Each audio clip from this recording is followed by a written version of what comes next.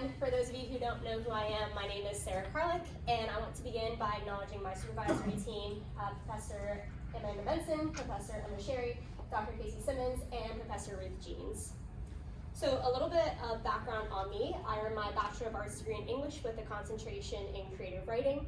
I love to read stories, I love to write stories, and I love to tell stories. And so today, for my oral presentation, I would like to tell you all the story of my proposed research project titled An Investigation into the Lived Experiences of Migrant Women Soccer Players. Before continuing, I'd like to make the following acknowledgement to the Wurundjeri people of the Kulin Nation and their elders past, present, and emerging. I'd also like to acknowledge Melbourne Victory Football Club for the contributions made by some key individuals over the last year to my research project. Drawing on my own experiences as a migrant women's soccer player and discussions with other migrant women's soccer players, I become interested in the challenges that migrant players like myself face upon entering a foreign country to play soccer. While the level of support varies from club to club and country to country, it has been my lived experience from living and playing in Melbourne and Brisbane that the level of support is put quite low when it comes to integrating the migrant players into the club, team, and country. And so this is the area that I'd specifically like to change with my research project. With this PhD, I acknowledge that this isn't just my story that I am telling, and so I'd also like to note that the photo is purposefully blurred in order to protect the player's identity.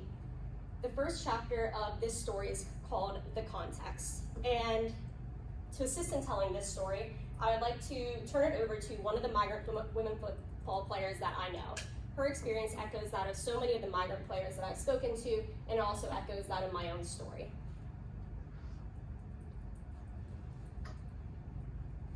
Do everything on our own.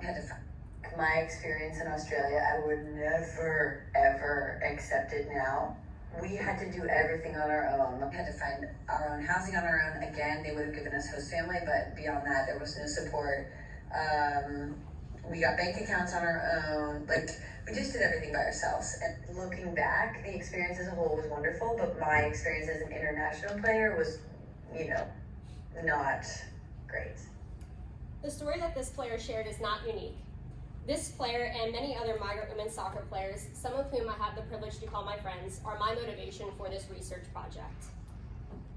To be cliche, a picture is worth 1,000 words, or in the case of my current working thesis, 12,000 words. Because I have not started my data collection yet, I asked a few of my migrant women soccer friends to send me pictures they had of some of their experiences while playing professional soccer abroad in order to highlight the importance of my study and what I hope to capture in some of the interviews that I will soon be collecting. The countries represented in these pictures are Australia, Portugal, and Denmark, which shows that my research will be transferable globally. For time purposes, I'll speak on 3 key themes from these images, which are some of the themes that my research aims to address. The 3 themes are, first, quality of living, second, safety, and third, transportation. First is quality of living. In the top row of pictures, you see a broken curtain rod dangling from the ceiling, a couch that is 2 slabs of wood put together, a shower with no separation from the toilet, which is meant to be shared by 3 players, 2 beds side by side in what barely constitutes as a room fit for 1 person, let alone 2. And finally, a picture that would make any migrant player feel welcome, flying thousands of miles from their home, a bed in the corner of the living room shared by 3 players. From questionable living arrangements, we move on to player safety. A coach at a soccer club owned and rented out their apartments to non-athletes who had no affiliation to the club. An English-speaking player moved into this apartment and was living with 3 other individuals, 2 men, 1 woman, and none of them spoke English. This was her room, in the middle of the bottom row of pictures. And finally, on transportation, which overlaps with player safety. The map in the final picture might look familiar. A friend who's living and playing in Melbourne would bike to and from practice in the evening, 9.3 kilometers there and 9.3 kilometers home in the dark after training.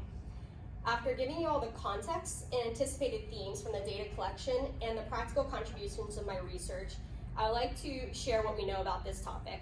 The literature on male athlete labor migration, and particularly men's soccer, has been well documented. However, this is not the case for women's soccer players. There is scant literature investigating and documenting the lived experiences of migrant women's soccer players. Therefore, the proposed research project will specifically focus on Australia, women, and soccer. For my thesis, I have 4 research questions, the primary one being, what are the lived experiences of migrant women soccer players? This study will be in ethnography and autoethnography, applying a phenomenological approach to understand players' decision-making processes and their lived experiences. In this study, I am from the same culture as the study's participants. I am a migrant women's soccer player that's currently living and playing soccer here in Melbourne. Autoethnography allows me to add my experiences, reflections, feelings, and insights, which will provide a rich context to the stories that will be told by the migrant women's soccer players. I will also use an interpretivist approach. This approach will allow me to co-create meaning with the migrant women's soccer players through the data that's collected.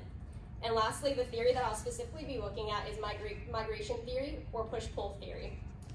At this time, I have not begun collecting data. However, I have submitted an ethics application to conduct semi-structured interviews with the migrant women's soccer players in Victoria. For your reference, I provided you all with a table showing the number of possible migrant women's soccer players in each of the 5 women's soccer leagues here in Victoria. I'm also considering a social media group in the form of an established migrant women's soccer player network, which has been created on WhatsApp.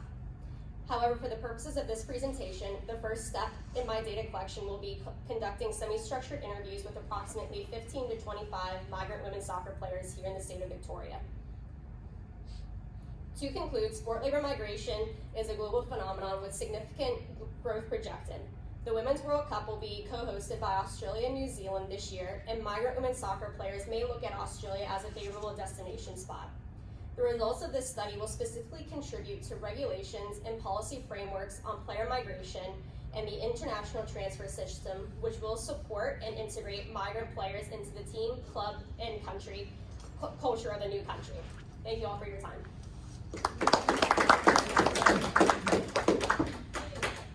Anyone got questions?